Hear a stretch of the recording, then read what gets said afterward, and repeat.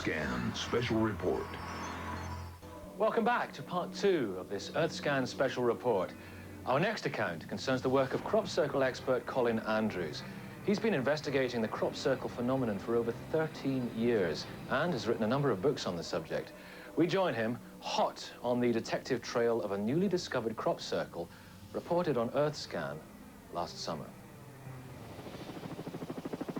Well, the only 3 things that I can say for certain is that some less well-defined areas of flattened vegetation are formed by natural processes, heavy wind and rain.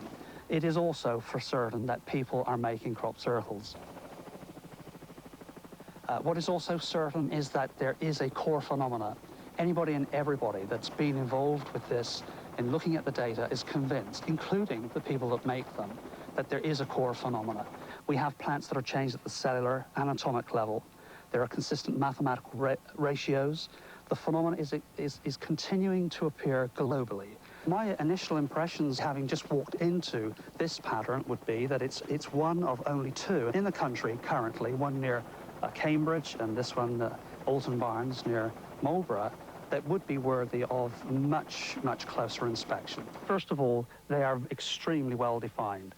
The edges of this circle are very much cookie cutter, sharpness and preciseness. And we've noticed from the air last night that from the center of the spiral, or vortex of each of these individual circles, there is a fingerprint which we have learned to identify with computer help over the years as being possibly of the genuine kind. Of course, the plants have to be removed and analyzed, as will the soil. And perhaps in 5 or 6 months' time, we'd be in a better position to say, we think this is real. The pattern itself is totally unique. It does look very much like a double helix, but it is a unique pattern. But what we have noticed now over the last 13 years is that a hand is played early in the season, which is like a building block, which is then built upon as the season progresses.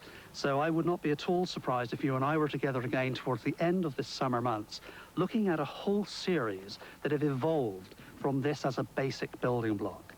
I'd like to look a little more closely at the stem of the plant, which does reveal clues because it's a plant which easily bruises. You get a hue on the plant, which means that people in constructing would clearly damage the surface of the plant. And I have seen surface plants that don't have that damage there. So that would be another clue. You're looking at physical clues, on the ground clues, and then of course when plants are analyzed back in the States by Dr. Levengood, we have Professor Hawkins in Washington who will look at the mathematical relationships because there are consistent mathematical ratios, and then we'll build up the case. It's like any police detective work. Look at all of the information.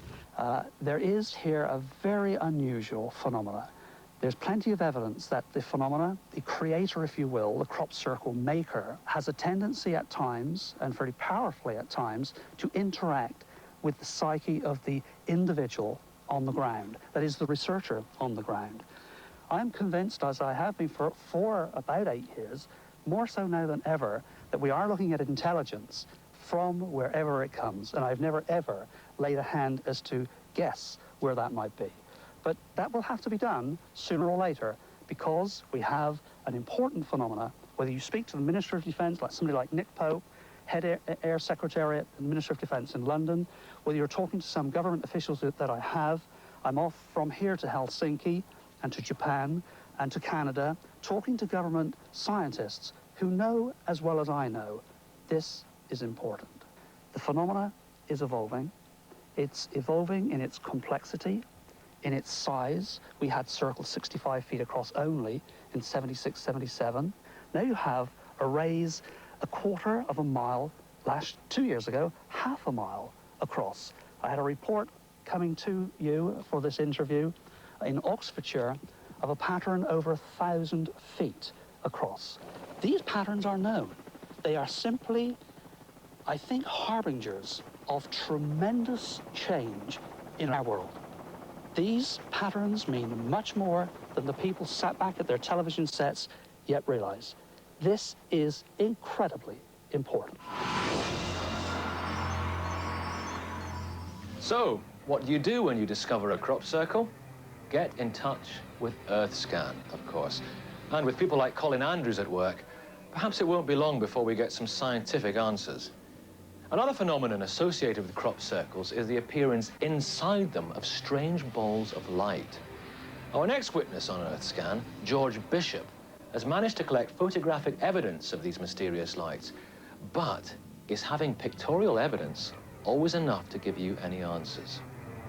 Over the last few years, there have been many recorded occurrences of lights being taken by photographers in this region. I'd visited a crop circle, the first one I'd ever seen in Cornwall, and as far as I know, maybe the first one in Cornwall. And the following year, I took some friends out to visit another series of crop circles that had appeared and took some photographs of the people inside the circles. And on 2 of the photographs that we took that day, there were balls of light. Broad daylight, one was green and one was a sort of pearly opalescent colour. I took it to an expert at the Plymouth Polytechnic, and he said he could only say it must be a sun flare because what else could it be? He agreed that it was the wrong shape, the wrong place, and unlikely. But what else could it be? But if I produced them at night, then that would be interesting. After that time, we often went out deliberately to take these pictures, and we would often come home with shots of balls of light on film. Sometimes we'd use 3 or 4 film and get nothing. But there were other occasions when we felt this is the time to take a photograph, and we would very often come home with 30 or 40 shots with maybe 200 or 300 balls of light on those shots.